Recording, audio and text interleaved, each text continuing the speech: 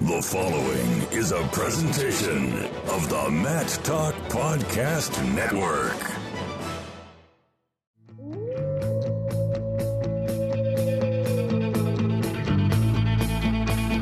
The mind of Pat Popolizio is a wondrous thing. And for you Pac wrestling fans, you'll get to go inside the mind of the Skip each and every episode here on the Pac Mentality Pop-Ins podcast. Now, here's your host, NC State Director of Athletics Digital Communications, Brian Reinhardt.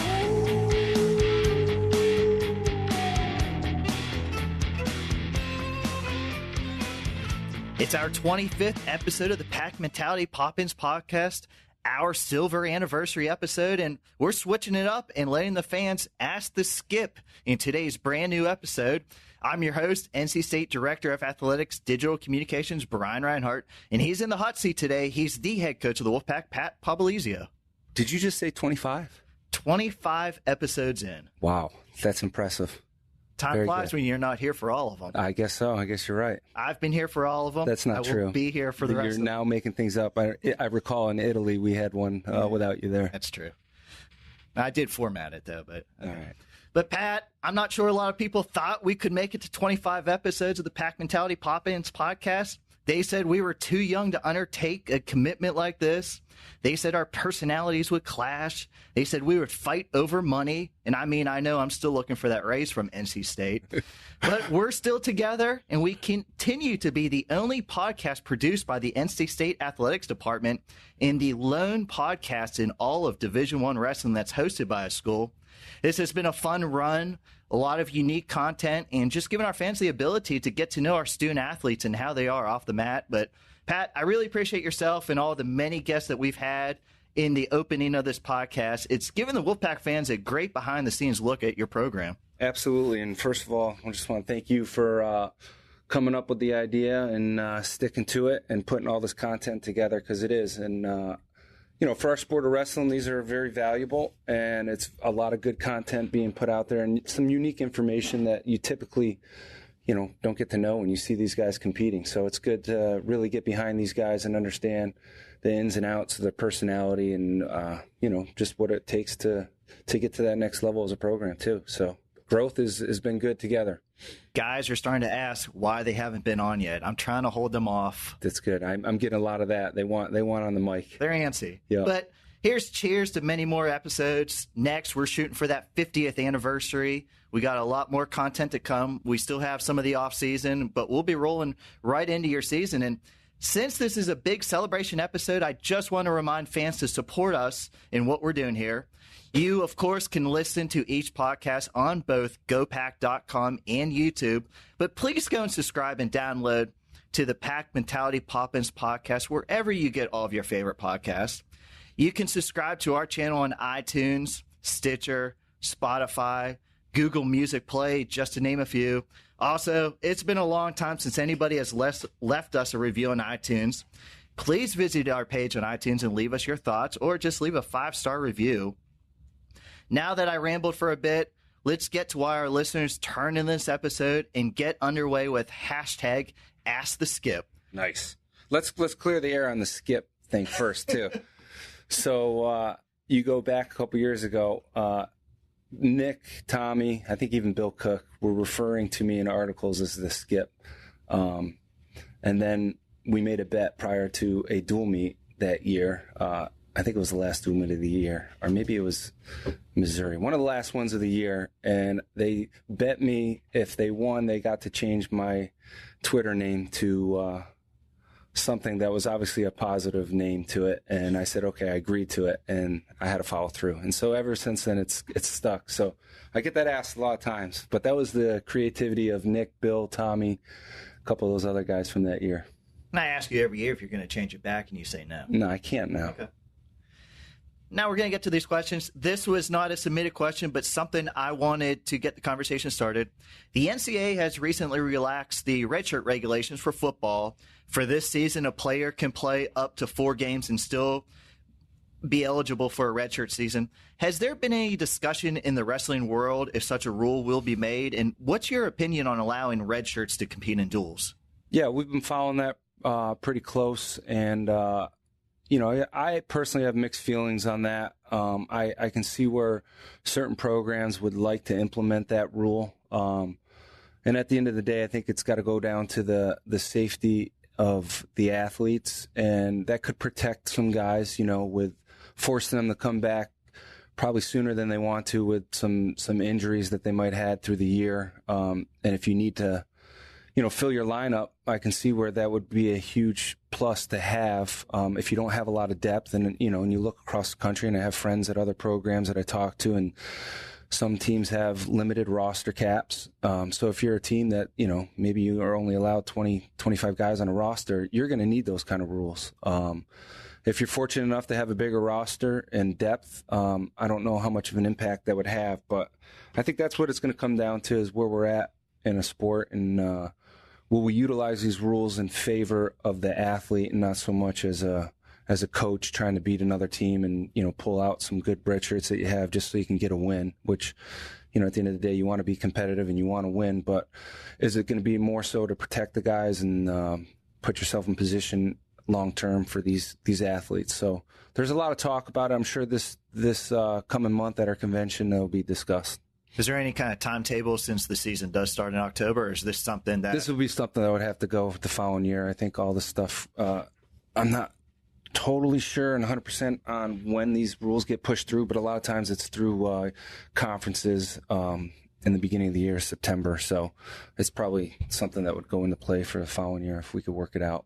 Now off to our fan questions. And before we start, if there were any specific questions about guys at certain weight or newcomers making their ways into the lineup, I did not include those, as I have a whole bunch of previews planned for closer towards the start of the season and didn't want to ruin any of the surprises yet. So off we go. Pat, we're going to start with the softball.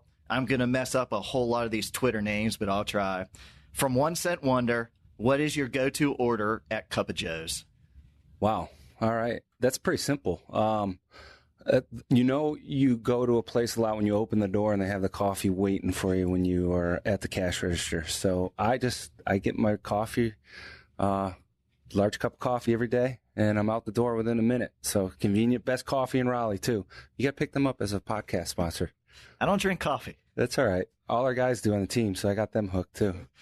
Also from One Cent Wonder, what would your walkout music have been at the NCAA Finals? Oh, that's a good question. I like Johnny Cash, so I like older country. I'd have to really think about it, but it would definitely be something from Johnny Cash, Highwaymen, Willie Nelson, something along those lines. Nick picks out some pretty good ones too. So I was just going to say, you've been fortunate, 3 guys in the finals over the last few years. How would you rate the recent selections of Nick Wisdowski, Hayden, and Mock?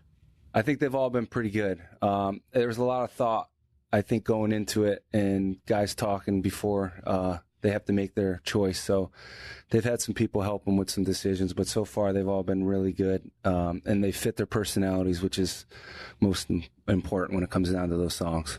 I'm not sure where this came from because I've never seen you eat at either of these places, but from Lil Caddy, do you like Moe's or Chipotle more?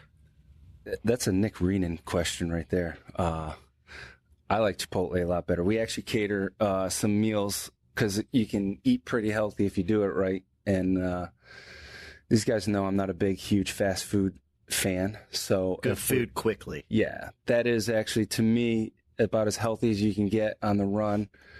Try to stay pretty healthy, but it's hard to do with the amount of traveling we do all the time. So, yeah, I'm more into Chipotle. And we cater quite a bit, actually, from there because we can throw the chips away and some other things and kind of pick what we want to eat when we want to eat it.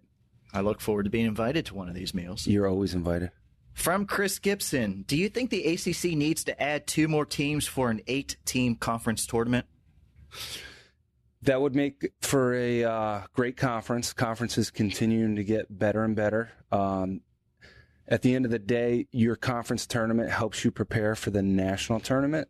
So the tougher it becomes and the more depth you get in there, I think it prepares you more and more. And that's what you're seeing right now. The ACC producing some higher level guys and national champs and All-Americans from every school. It's because they're that much more prepared after this tournament going into the national tournament. You take Tariq Wilson, for example. He went through the ACC tournament, didn't have a great ACC tournament because there were some really good guys in his weight, and it let him know what he needed to do getting ready for the NCAA tournament, and he was able to do that and prepare himself more mentally and physically going into the national tournament. So I think if we were able to get that, it would help.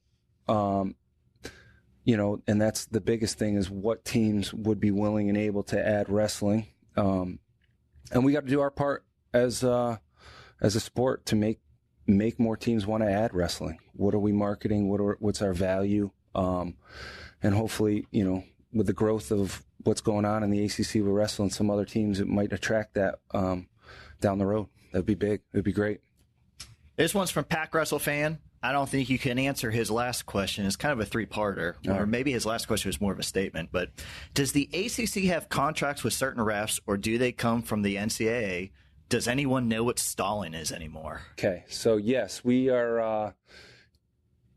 ACC has their officials. So if you come to our conference tournament, you'll see that I think it's 5 or 6 refs that we have, probably 6 refs that are locked in being ACC officials. So the goal is to try to get those guys during ACC duels because they're ACC officials.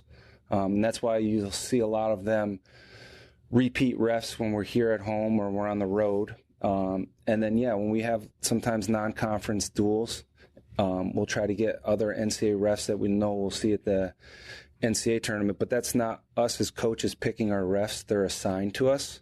So we really have no say in that. Now, we'll have some non-conference duels earlier in the season, and we'll have some say in that. But for our ACC duels, they're assigned, and there's not much you can do about that. And at the end of the year, the coaches get to rank out the refs, and for the most part, I think we've had phenomenal refs in the ACC, and that's helped us prepare more for the national tournament. And that's what it's about. These refs, just like our athletes, are continuing to get better, and as our teams as well. So we're all in this together, and the better the refs you have, the more it prepares you for the national tournament. As far as stalling goes, that's a tricky subject right now because it's one of those where it's very difficult to understand what a ref's seeing. You can sit there and read the rule books all day long on what classifies stalling, but it's one of those where it's someone's opinion, and anytime you do that, you're never going to understand why they're calling it what they're seeing. But there are certain ones that you can understand. The drop down rule, and when a kid drops down to another athlete's leg and is holding on, that's pretty cut and dry. But personally, I'd like to see the push out rule, like freestyle. It takes away the stalling, and it'll take out a ref's opinion. So if a guy gets pushed out of bounds, you either get a warning first time, maybe second time it's a point. It would be nice if we were able to implement that, and I think it would help newer fans understand what stalling is, and if we could eliminate that, it would be helpful. This next one's from me. I just thought of it while you were talking about video.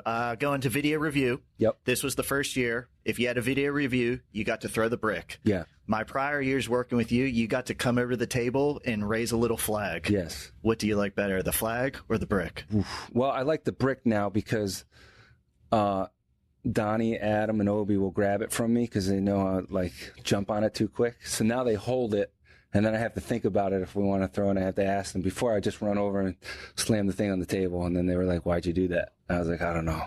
I thought we had that." So I personally like the brick now because I have to think about it a little more. NCSU WFBS. I'm not sure what that means, but how different has bringing in such a large freshman class been, and how are they handling the college practice room so far? No, it's really not different to what we did with the senior class you saw just happened. We brought in a huge class. I think it was 23 kids. At the time, we needed a little bit of a makeover on some things, and we felt the best way to do it was flood it with a big number of kids and mold them to what we wanted, and it seemed to work out pretty good because that senior class developed into something special. This class is a little different because we needed to attack depth. We needed to attack some high-quality guys that can go on and win national titles. So we're at a place right now where we have a lot of great mentors across the board from RTC athletes that are here training, to our coaching staff, to just people that understand the system around us now. So when we bring in a lot of these guys, there's great guidance for them, and they're not going to be distracted, or, if they have issues, we're going to be able to manage them all. And that's the biggest thing with us, is we didn't want to bring in anything we couldn't manage. And we're able now in a position to bring in a class like this and make sure that everybody's getting their needs met.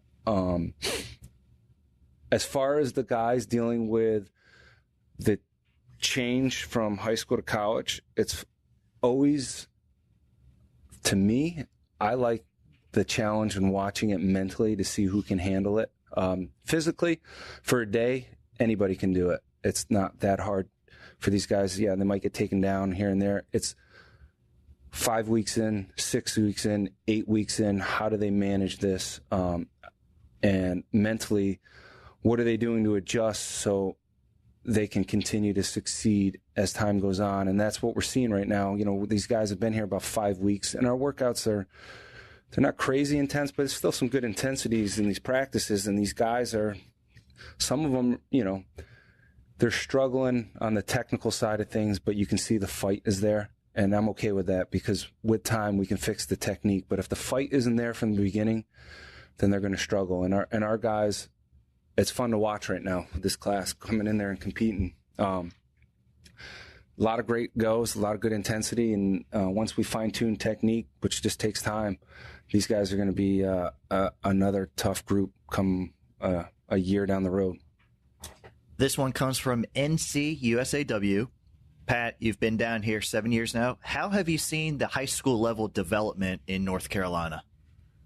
7 years. Yeah, this is officially the longest place I've lived since I grew up in upstate New York. That's pretty. It's nice. It's Raleigh. This is home. That's why I say I call this is officially home, and it's been home for a while. So the growth is starting to really come together. I think there's more and more kids at the high school level that understand what it takes to compete at the college level. And if you look and analyze the state, we are second behind PA with most colleges. So to me, the opportunity to stay in state and wrestle would motivate me as a high school wrestler. Great. And you have so many good schools now with both academics and schools that are winning and guys producing. So a lot of opportunities here in state. And it's one of those, we got to continue to work together. I think there's a lot of pull in different directions, and that sometimes can kill, the power of a state. And I think it's starting to smooth itself out a little bit here. And just got to keep these guys at a young age, keep them all the way through. But there's so many resources for these guys to be successful with these RTCs and college coaches floating around and RTC athletes that, are open and out there. I know Timmy McCall right now is in the state doing a clinic as we speak. I know Mock has been all over the state of North Carolina.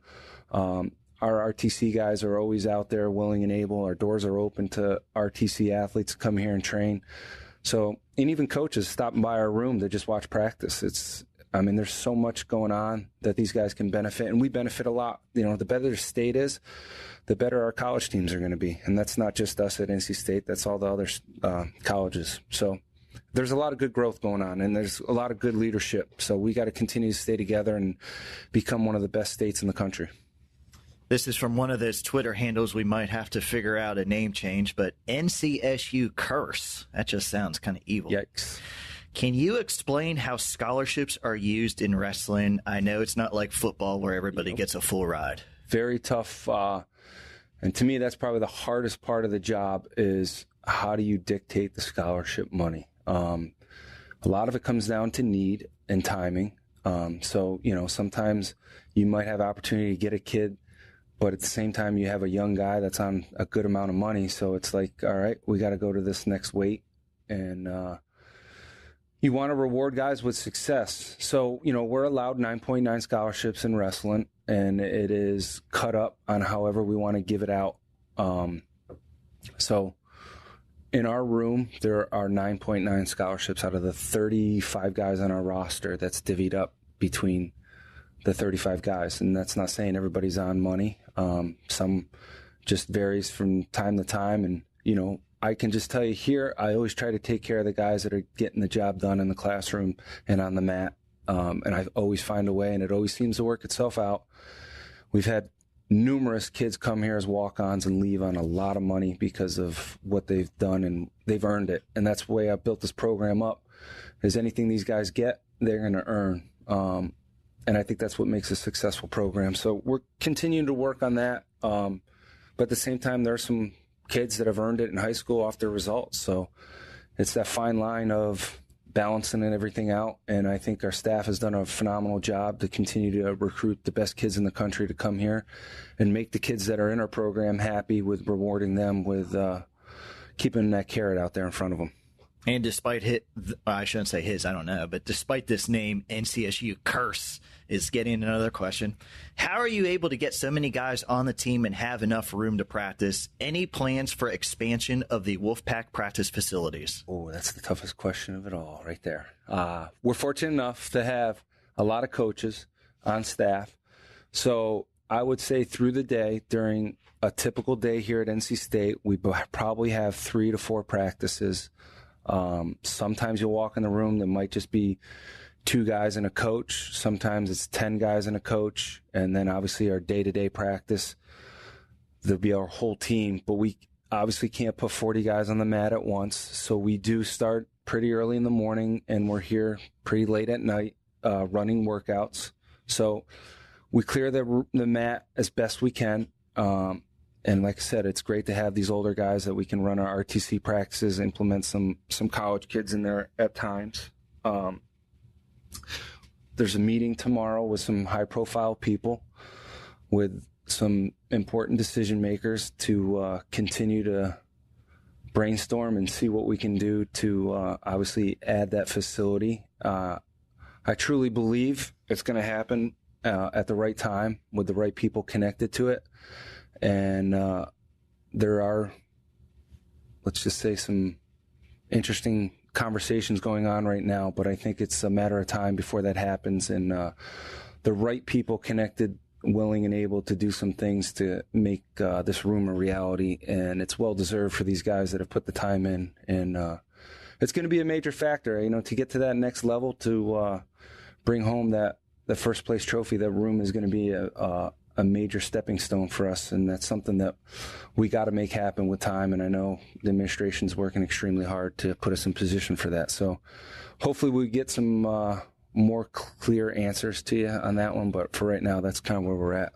In a meeting like that, do you just take that 4th place team trophy and just put it on the table before you talk? Right. I think that, I don't know. I think it goes back to do your part first and then ask later kind of thing. And that's something I tell my guys that as well. Like, hey, don't knock on this door and ask for something until you've at some point proven yourself. And I feel like, and it's, everybody's taken notice and helped us with resources here. And Dr. Yao has been a big part of that. Our guy, we put some work in time and some results, and we keep going forward and building in a great working relationship in there. And that's a big part of it. This room will be a major impact with bringing home that first place trophy, which is the ultimate goal. So, yeah, kind of one of those. Show me what you got, and then we can talk. And, I know this team, this program has done a little bit of that, and we got to continue to do more of the result thing as well. This one comes from Slingshot Willie. Coach talks of recruiting guys who buy into the Wolfpack system, pack mentality. Who influenced your thought process on building a specific system? That goes back to years of experience in coaching, being around some of the best coaches, mentors. So it's a little bit of everything. There's some, I can go back to my high school coach, Coach Benna's greatest high school, to me, one of the greatest high school coaches. Fortunate to have him. To athletes when I was training, and coaches like Andy Saris, Mark Cody, my college coach, John Smith.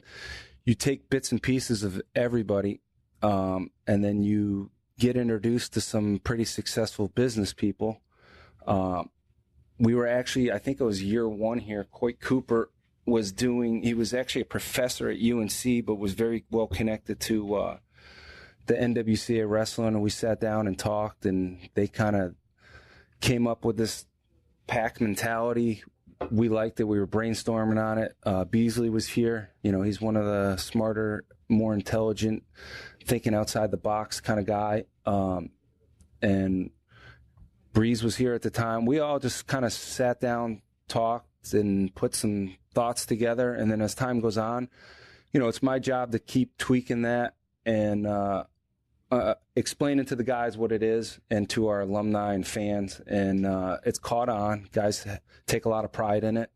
And we keep implementing ideas to it and new people and staff. And Donnie's done a phenomenal job. Melissa, Adam, Obi, our RTC guys. So it's everybody brainstorming, but at the end of the day, it's just a mentality that we instill in our guys. And it's a successful way to attack academics and wrestling.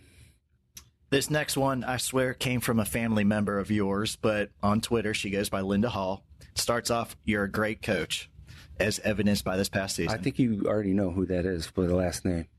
But then again, she said, then I thought this was Melissa because she continues, "Your staff, especially Melissa, is amazing." But her real question, what makes a great assistant coach? What characteristics do you look for when you hire an assistant? Yeah, that's that's a great question. I've been very fortunate enough to have some of the best assistants ever that obviously now have gone on to be college coaches. Three of them now are head coaches, 2 in D1 and 1 in D2. So I think it's the willingness to listen and help, but also not be afraid to voice their opinion. True passion, that's a given. I think you get eaten up at this level if you're not passionate about it. But the loyalty thing to me is probably one of the biggest things. It's hard to find nowadays, but I've been very fortunate enough to have very loyal coaches that are driven, but also have that are very intelligent and have great ideas and know how to implement it. The communications factor, but I think the ego.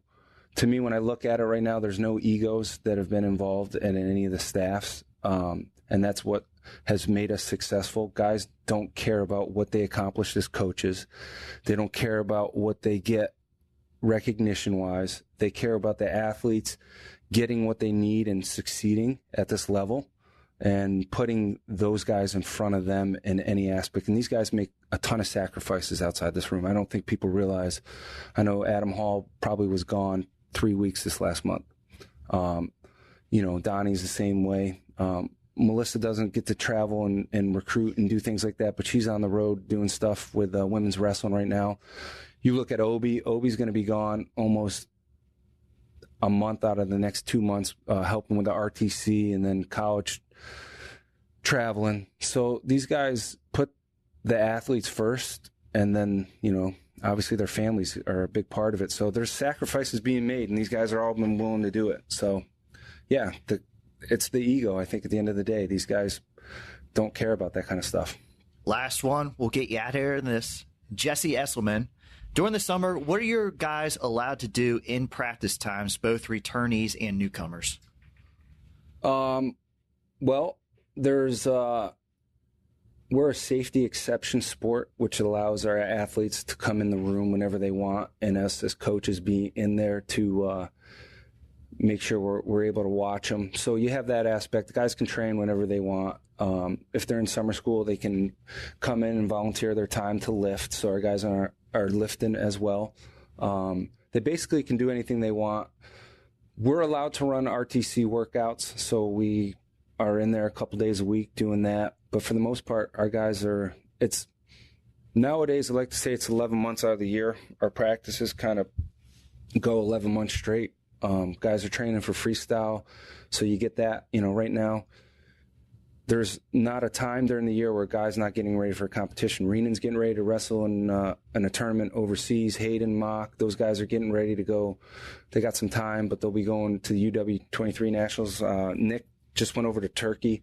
So at any given time, there's somebody training for something, and it by default pulls other guys into the room who are very motivated to get better and be a part of that and watch it and train side by side with them. So it's been good. It's been fun, and it's what's making our program going in the right direction right now. That was a fun way to celebrate our 20th episode. Pat, I don't think you sweated too much over in that chair. I think our fans were... My arms are soaked. Our fans were so nice, and they set you up with a whole lot of softballs. Good. But we look forward to many more Pack Mentality Pop-Ins podcasts finishing up this offseason and, of course, covering the Wolfpack Wrestling program during the 2018-19 campaign. As a sneak peek, I already know our next episode will visit with a recent alum who's going into the Marines. And his story and mindset is exactly what Pack Mentality is all about. I want to thank everybody for listening today. This is your Pack Mentality Pop-Ins podcast covering all things NC State wrestling. Until next time, Wolfpack Wrestling fans, go Pack!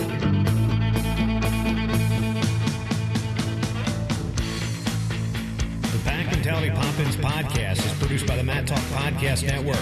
For more wrestling podcasts, go to MatTalkOnline.com.